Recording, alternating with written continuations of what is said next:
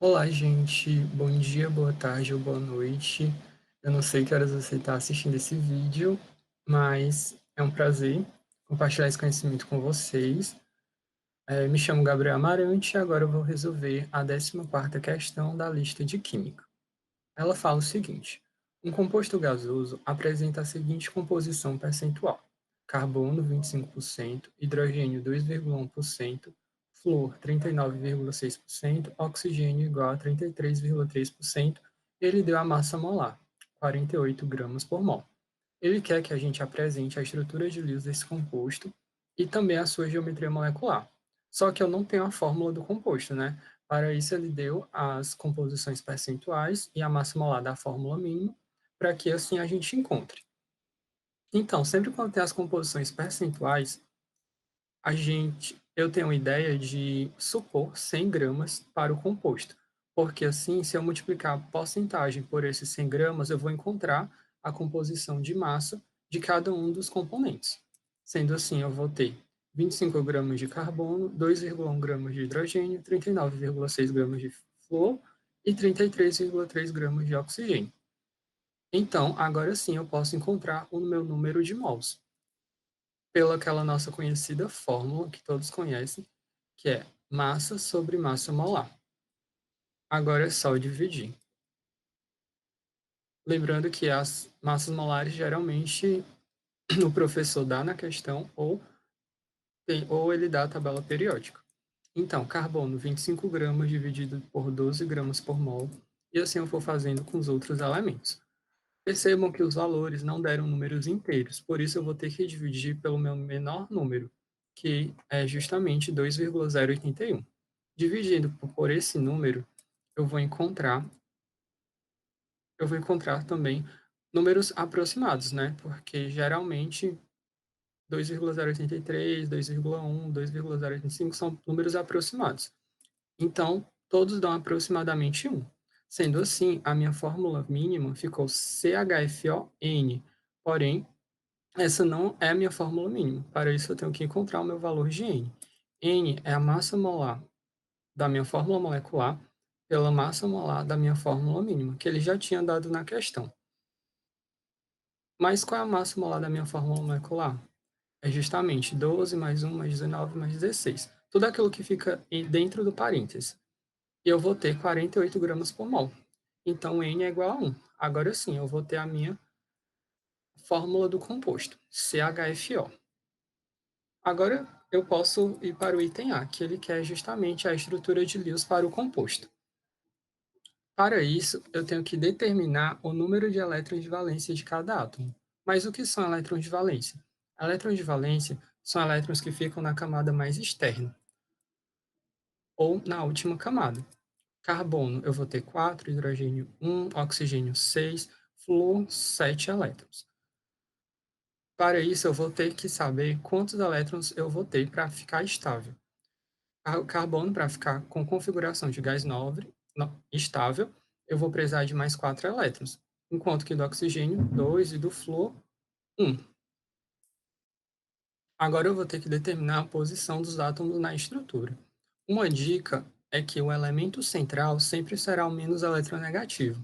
Nesse caso, o carbono é o menos eletronegativo. Agora sim, eu vou pensar em como compartilhar os elétrons em relação ao meu átomo central. Para isso, eu vou primeiro colocar o meu carbono lá com os meus 4 elétronzinhos. Novamente, eu vou puxar duas setas para cima, que é uma ligação dupla, e duas ligações simples. Agora sim ele está estável. Só que agora eu vou ter que rearranjar os meus elementos nesse átomo.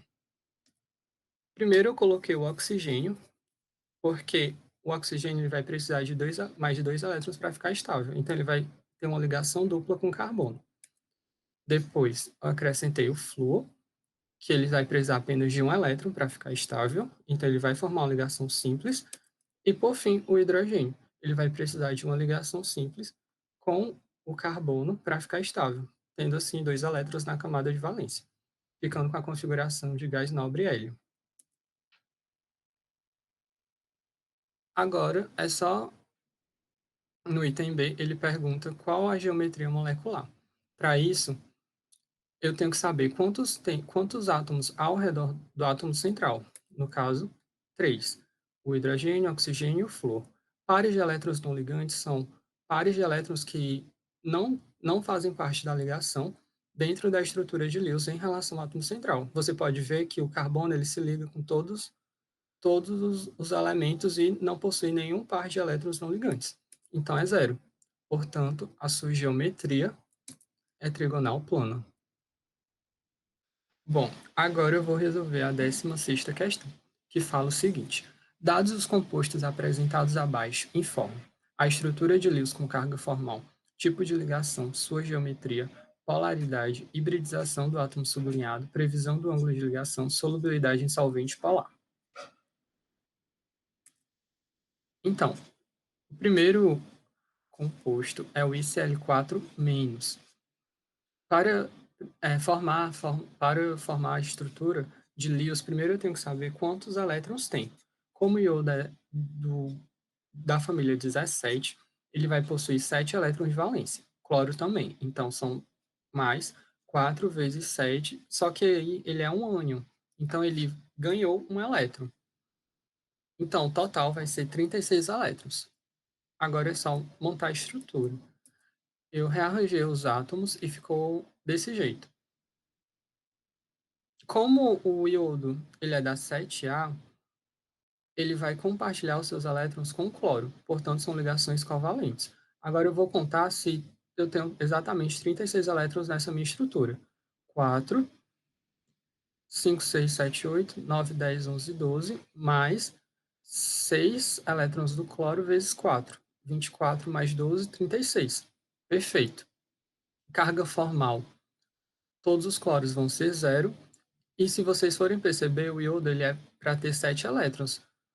Só que ele ficou com 8. Então, quem ganhou o elétron foi o iodo. Então, tá tudo bonitinho. Essa é a minha estrutura de Lewis com todos os elétrons. Agora, a gente tem que saber qual vai ser a geometria, que é do tipo quadrado planar. Por quê? Porque eu vou ter 6 nuvens eletrônicas ao redor do átomo central, 4 ligações simples e 2, né, de pares de elétrons não ligantes. E, além disso, eu vou ter 2 pares de elétrons não ligantes. Então, quando eu tenho 6 nuvens e 2 pares de elétrons não ligantes, a geometria é do tipo quadrado planar. E, além disso, eu vou ter que saber também a minha polaridade. A minha polaridade dessa molécula é justamente como um par de elétron para cima vai formar um ângulo de 90 graus com os átomos de cloro, e também se outro par de elétron que vai estar para baixo vai formar um ângulo de 90 graus com os cloros, eles vão formar um quadrado. E cada cloro vai estar em um ponto desse quadrado, certo? Então, se eu for traçar o momento de polo entre cada cloro, eu vou ter um vetor anulando o outro. E, portanto, meu momento de polar vai ser igual a zero, acarretando em uma geometria, em uma molécula apolar. Agora, eu vou ter que saber a minha hibridização. A minha hibridização é quando ocorre a minha interpolação de orbitais, ou seja, quando um orbital vai se unir com outro. E isso é justamente a definição das ligações sigma. Ligação sigma é quando ocorre a interpenetração de orbitais. Como ele quer saber em relação ao iodo, eu separei aqui as minhas caixinhas, S, P e D. Cada caixinha vai ter um determinado número de elétrons. No caso, como o iodo apresenta 12, né? 1, 2, 3, 4, 5, 6, 7, 8, 9, 10, 11, 12 elétrons ao redor dele, eu vou preencher 6 para cima e 6 para baixo. A primeira caixinha vai ser do par de elétrons. A segunda caixinha também vai ser do par de elétrons. Preenchi com os pares de elétrons.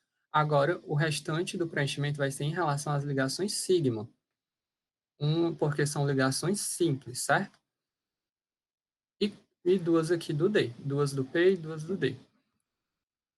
Então, a minha hibridização vai ser P2, porque eu vou unir 2 orbitais do P, D2, com 2 orbitais do D.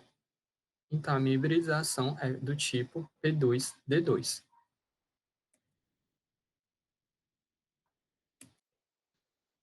Bom, no item Já do BRF3. Br é da família 17, então vai ter 7 elétrons na camada de valência. O flúor também. 7 vezes 3, 28. Agora é só montar a estrutura de Lewis. Eu rearranjei os átomos desse jeito. E se vocês forem perceber, o bromo ele vai possuir 1, 2, 3, 4, 5, 6, 7, 8, 9, 10. 10 elétrons, mais 1, 2, 3, 4, 5, 6. 6 vezes 3, 18, mais 10 elétrons do bromo, 28 elétrons. Então, tá ok. A carga formal é zero, e agora a gente tem que descobrir a geometria. Quando eu tenho cinco nuvens eletrônicas ao redor do átomo central com dois pares de elétrons não ligantes, eu só vou possuir um tipo de geometria, que é a geometria do tipo T. Em relação à polaridade, se vocês forem perceber, o momento dipolar vai se cancelar aqui, entre um flúor e outro. Porém, vai ficar sobrando outro flúor. Então, vai ter uma resultante para cá. Portanto, a molécula é do tipo polar. Agora vamos para a hibridização desses 10 elétrons do bromo. Primeiro, a gente sabe, né, que vai ficar 5 elétrons para cima e 5 elétrons para baixo, como eu tinha explicado no item A. Porque em relação ao bromo eu vou ter 10 elétrons. Como eu tenho duas nuvens eletrônicas, a primeira nuvem eletrônica vai ser em relação ao orbital S e a segunda nuvem eletrônica em relação ao orbital P. E agora eu vou ter três ligações sigma. Sigma, sigma, sigma. E a hibridização ocorre em relação a elas. Portanto, eu vou ter o preenchimento de dois orbitais P e um orbital D. Assim, eu vou ter a hibridização P2D. Agora, vou responder o item C, que é o xenônio com oxigênio e flúor.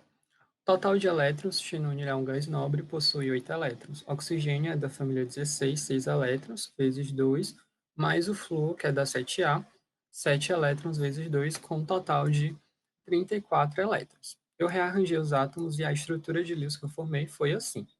Agora vamos ver se tem o total de elétrons. Ao redor do xenônio, aqui em cima, 2, 3, 4, 5, 6, 7, 8, 9, 10, 11, 12, 13, 14. Vou ter dois átomos de oxigênio, com 2 elétrons, com 4 elétrons cada um. Então, 4 vezes 2, 8, mais 1, 2, 3, 4, 5, 6, 6 em cada elétron de flúor, 6 vezes 2, 12, mais 8, 20, 20, mais 14, 34. Perfeito. Então, fica mais ou menos desse jeito, com a carga, né, formal, zero cada um. São ligações covalentes também, porque são ligações entre ametais, e agora a gente tem que saber a geometria. Quando eu tenho 5 nuvens eletrônicas, né, duas de ligações duplas, duas de ligações simples, mais uma de um par de elétron aqui, não ligante, eu vou ter uma geometria do tipo gangorra. E além disso, né, como vocês podem ver, a molécula ela vai ser do tipo apolar. Perfeito, porque vai cancelar oxigênio com oxigênio, flúor com flúor. Os momentos de polo vão se cancelar. Agora, minha hibridização. Agora fica um pouco mais maior, né? Um pouco maior, justamente pelo fato de a ligação pi entrar, porque eu tenho uma dupla. Quando eu tenho ligação dupla, eu tenho uma ligação do tipo sigma pi. Se eu tivesse uma tripla, seria sigma 2pi. Ao redor do átomo de xenônio, eu tenho 14 elétrons. Então, vão ser 7 elétrons para cima e 7 elétrons para baixo. Então, de novo, a primeira nuvem em relação ao orbital S vai ser do par eletrônico, mas eu vou completando com os sigma. Quantos sigmas eu tenho? 2 sigmas da ligação simples, mais 2 da ligação dupla. 4 sigma. E, no fim, eu tenho 2 pi da ligação dupla. Então, a hibridização vai ser do tipo P3, com os 3 orbitais sigmas preenchidos, mais um orbital D preenchido da ligação sigma. Mas a ligação π também não entra na hibridização, não era para ser P3D3? Não, porque a ligação π é um tipo de ligação covalente que ocorre entre dois orbitais do tipo P em ligações duplas ou triplas. Não é a mesma da ligação sigma, que é uma interpenetração de orbital. Então, a minha hibridização vai ser do tipo P3D. Bom, agora eu vou resolver a 17ª questão da lista, que diz o seguinte: muitos compostos importantes na indústria química são derivados do etileno, C2H4. Dois desses compostos são a acritonitrila e o metilmetacrilato. Complete a estrutura de Lewis para essas moléculas, informe os ângulos indicados A a F e a hibridização de cada átomo de carbono. Então, inicialmente, vamos começar pela primeira estrutura. Vocês podem ver que eu tenho uma dupla com carbono, entre dois carbonos, e uma tripla. Então, eu montei essa tabelinha justamente para a gente descobrir a geometria e, a partir dela, o ângulo e a sua hibridização. Primeiro, a gente tem que saber quantos átomos tem ao redor do carbono central. Em relação ao ângulo A e B, eu tenho três átomos ao redor do átomo de carbono. Em relação ao A, eu tenho dois hidrogênios e um carbono, e em relação ao B, eu tenho dois carbonos e um hidrogênio. E o C, no ângulo C, eu tenho apenas dois átomos ao redor do carbono, um carbono e um nitrogênio.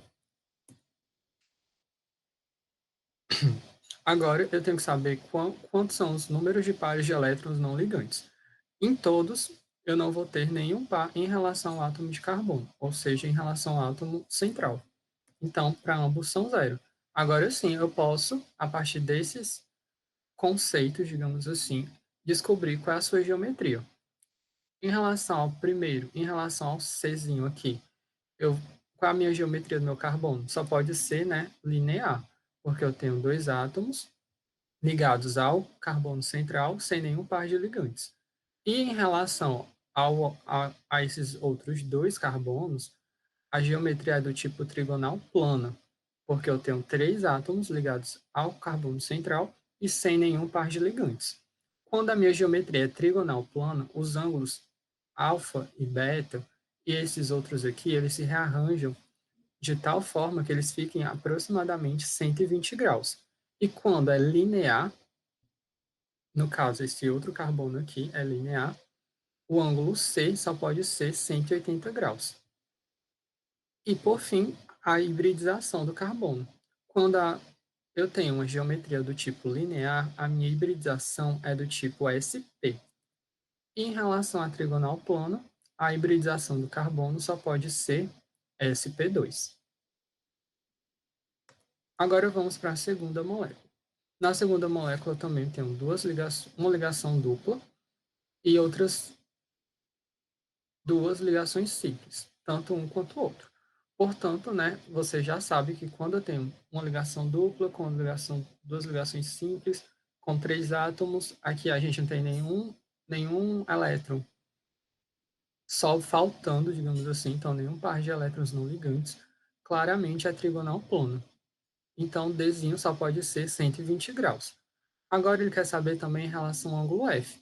Perceba que na minha estrutura de Lewis ficou faltando os meus 4 elétrons aqui do oxigênio. Esses 4 elétrons vão formar uma nuvem eletrônica que vão, digamos assim, chutar o CH3 para baixo e formar um ângulozinho F. E vai formar, e estava faltando os elétrons do oxigênio. Então eu completei aqui com os meus 4 elétrons. Então, eu vou ter, em relação ao ângulo, o primeiro carbono, eu vou ter um ângulozinho D, eu vou ter 3 átomos, né, ao redor do átomo central, e no ângulo F eu vou ter 2 átomos ao redor do central. Só que no ângulozinho D eu não vou ter nenhum par de elétron não ligante, mas em relação ao F eu vou ter mais 2 pares, que é o de oxigênio. Então, qual vai ser a minha geometria? No primeiro, né, continua sendo trigonal plana, como eu expliquei, mas no segundo agora, quando eu tenho dois átomos ao redor central e dois pares de elétrons não ligantes, eu vou ter uma geometria do tipo angular. Nesse caso, a trigonal plana vai formar um ângulo de 120 graus em relação aos átomos, e quando eu tenho uma geometria do tipo angular, quando estou em relação ao ângulo F, o ângulo vai ser aproximadamente 104 graus e 5 minutos. E a minha hibridização trigonal plano SP2 e a hibridização aqui do oxigênio vai ser do tipo SP3, com o orbital P todo preenchido. Se vocês fizerem, ó, eu vou ter 1, 2, 3, 4, 5, 6, 7, 8. Ele vai ter 8 elétrons. Portanto, 4 setinhas para cima, 4 setinhas para baixo. Então, orbital S todo preenchido, orbital P, ou melhor, é isso, sp3. Então, essa foi a minha resolução dessa questão.